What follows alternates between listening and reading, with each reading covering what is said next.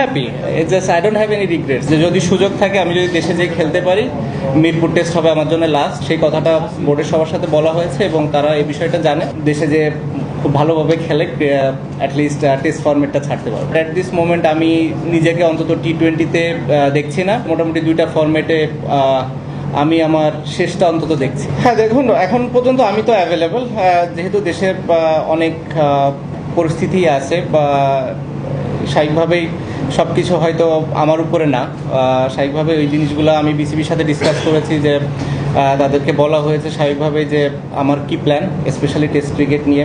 এই টেস্ট এবং home series আমি মানে যেটা ফিল করেছিলাম যে আমার লাস্ট সিরিজ হবে টেস্ট ক্রিকেটে স্পেশালি, সো ওইটা নিয়ে আমার চিন্তা ছিল এবং এভাবেই ফারুক ভাইয়ের সাথে এবং বোর্ডের সিলেক্টরদের সাথেও কথা বলা হয়েছে যে যদি সুযোগ থাকে আমি যদি দেশে যেয়ে খেলতে পারি, মিরপুর টেস্ট হবে আমার জন্য লাস্ট, স্পেশালি টেস্ট ক্রিকেটে, এবং সেই কথাটা বোর্ডের সবার সাথে বলা হয়েছে এবং তারা এই বিষয়টা জানে এবং তারা চেষ্টা করছে যে কীভাবে এটাকে সুন্দরভাবে অ্যারেঞ্জ করা যায় এবং যাতে করে আমি যে খেলতেও পারি এবং নিরাপদ ফিল করি। অ্যাট দি সেম টাইম যখন দেশের বাইরে আসার দরকার হবে এবং দেশের বাইরে বের হতেও যেন আমার কোনো সমস্যা না হয়, এই জিনিসটা বোর্ড খেয়াল করছে এবং যারা এই বিষয়গুলোর সাথে রিলেটেড মানুষ আছে তারাও এই বিষয়টা দেখবে এবং দেখছে বলে আমি মনে করি এবং তারা হয়তো আমাকে একটা ডিসিশন দিবে যেটার ভিত্তিতে আমি হয়তো দেশে যে খুব ভালোভাবে খেলে অ্যাটলিস্ট টেস্ট ফরম্যাটটা ছাড়তে পারবো।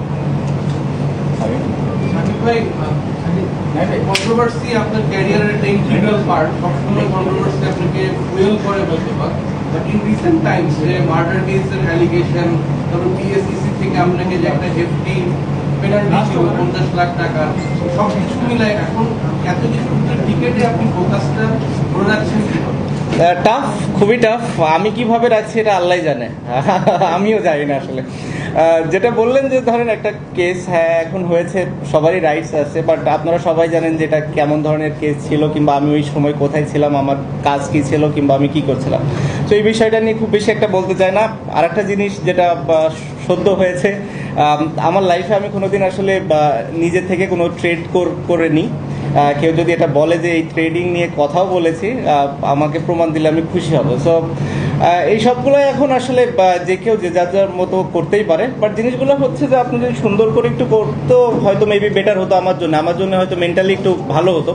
কারণ ফলস এলিগেশনগুলো আমার কাছে মনে হয় না যে এই জিনিসগুলো খুব একটা ভালো দিক বহন করে আমাদের দেশের জন্য বা বাইরে, স্পেশালি বাইরের মানুষ যখন এগুলো নিয়ে কথা বলবে আমার কাছে মনে হয় না যে জিনিসগুলো খুব বেশি একটা অ্যাপ্রোপ্রিয়েট হবে। কারণ আমি যেটা ফিল করেছি, প্রথমটা তো আপনাকে বললামই, আর দ্বিতীয়টা যেটা মানে আমার লাইফে যখন আমি কোনো ট্রেডই করিনি নিজ থেকে, সো স্বাভাবিকভাবে আমার ভুল করার কিংবা ওটার সাথে যে ধরনের ওয়ার্ডগুলো ইউজ করা হয়েছে সেগুলো আসলে কতটা অ্যাপ্রোপ্রিয়েট সেটাও আমার জন্য একটু দুঃখজনক। ম্যানেজার আপনার হয়ে অন্য কেউ অ্যাকাউন্টটা হ্যান্ডেল করতে এরকম সাকিব ভাই, আপনি যেটা বলছিলেন যে আসলে সাউথ আফ্রিকার বিপক্ষে মিরপুরে নিজের শেষ টেস্টটা খেলতে চান, এত বছর ক্রিকেট খেলার পর আসলে এই ধরনের একটা ডিসিশন কি কোনো কারণে কষ্ট থেকে বা অভিমান থেকে নেন নাকি আগে থেকে? না না, অবশ্যই কষ্ট কিংবা অভিমান থেকে নেয় না। আমার কাছে মনে হয় যে this is the right time move on করার জন্যে এবং নতুনদের আসার সুযোগ তৈরি করে দেওয়ার জন্যে। অ্যাট দি সেম টাইম টি-20তেও আমার আসলে একই ধরনের চিন্তা, আমি হয়তো এটা অপ্রাসঙ্গিক হলেও বলে ফেলতে চাই, কারণ হচ্ছে টি-20 নিয়েও আমাদের কথা হয়েছে, সিলেক্টর এবং প্রেসিডেন্ট বোর্ডের সবার সাথে এটা নিয়েও আমি কথা বলেছি যে আমার কাছে মনে হয় this is the right time যে টি-20 থেকেও আমি মুভ অন করি এবং আপাতত নেক্সট যে কিছু সিরিজগুলো আছে কিছু নতুন প্লেয়ার আসুক, নতুন প্লেয়ারদের সুযোগ দেওয়া হোক।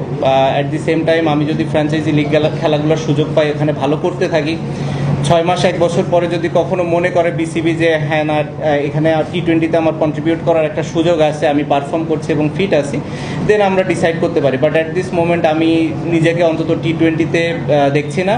আর সাউথ আফ্রিকা যেহেতু টেস্ট সিরিজ, আমার ইচ্ছা আছে যে লাস্ট সিরিজ হওয়ার। সো বেসিক্যালি আপনারা বলতে পারেন যে মোটামুটি দুইটা ফরম্যাটে আমি আমার শেষটা অন্তত দেখছি। সাকিব ভাই, আপনি বলছেন টি-20টা আপনি কনসিডার করছেন, তাহলে কি এটাই কি আপনার লাস্ট মানে টি-20 সিরিজ নাকি আপনি? না না না, এখন আসলে এই সিরিজগুলো আমি খেলার আমার কোনো রিজন আছে বলে মনে করি না। আমার কাছে মনে হয় নতুন নতুন কিছু প্লেয়ারদের সুযোগ দেওয়া উচিত এবং তাদেরকে দেখার এটাই সব থেকে বড় সময় কিংবা সুযোগ। এটা আছে, এরপরে হয়তো ওয়েস্ট ইন্ডিজ আছে, তারপরে আরও কিছু ইয়ে থাকবে।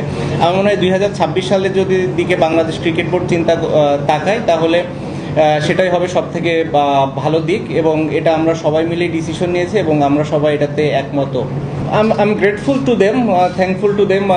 তাদের এই সাপোর্টগুলো সবসময় আমাকে আসলে অনুপ্রাণিত করেছে, প্রতিদিনই তারা আমাকে সাপোর্ট করে এবং তাদের এই সাপোর্টের কারণে আমার ধারণা যে আমি এত দূর আসলে আসতে পেরেছি। টেস্টের কথা বললেন, if you look back career, ওটা কিভাবে মূল্যায়ন করবেন? আর টি-20 যেহেতু বললেন যে শেষ ওইটাকেও যদি করেন, ওভারঅল যদি পিছনে ফিরে যান, ভাই সোজা you did okay.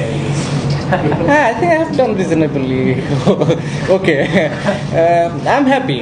It's just I don't have any regrets. আমার কোনো ওরকম লাইফে রিগ্রেটস কখনো ছিল না, এখনো নাই। বা আমি যতদিন এনজয় করেছি, আমি ক্রিকেট খেলেছি এবং আমার কাছে মনে হয়েছে যে এটা রাইট টাইম বাংলাদেশ ক্রিকেটের জন্য, আমার জন্য, এবং সে কারণে আসলে এই ডিসিশনগুলো নেওয়া, এবং এটা বোর্ডের সাথে, সিলেক্টরদের সাথে, কোচ, ক্যাপ্টেন সবার সাথে ডিসকাস করেই নেওয়া হয়েছে এবং তারা সবাই বুঝতে পেরেছে আমার সিচুয়েশনটা এবং তারাও এটা ফিল করে যে না, this is the right thing to do. ODI যদি আমরা বলি, সেটা কি champions trophy? I hope so. So 9 more T20 ODI। মানে মুহূর্ত কোনটা? আর ক্যারিয়ার আরো আছে, কম ম্যাচ ওয়ানডে টোয়েন্টি বাকি আছে। যদি শেষ সিরিজই হয়, এতগুলো চ্যালেঞ্জ করে আসলেন, দেশে অনেক ঝামেলা পার করে, শেষটা আপনি কিভাবে আসলে দিতে চান? আমার প্রথম দিন থেকে আজকের দিন পর্যন্ত আসলে একই রকম সবসময় ফোকাস ছিল যে কিভাবে কন্ট্রিবিউট করতে পারি দেশের হয়ে, সেটা ব্যাটিং হোক, বোলিং হোক, ফিল্ডিং হোক, বুদ্ধি দিয়ে হোক, নিজের ব্রেন ইউজ করে হোক, এবং এই টেস্টও তার ডিফারেন্স কিছু থাকবে না।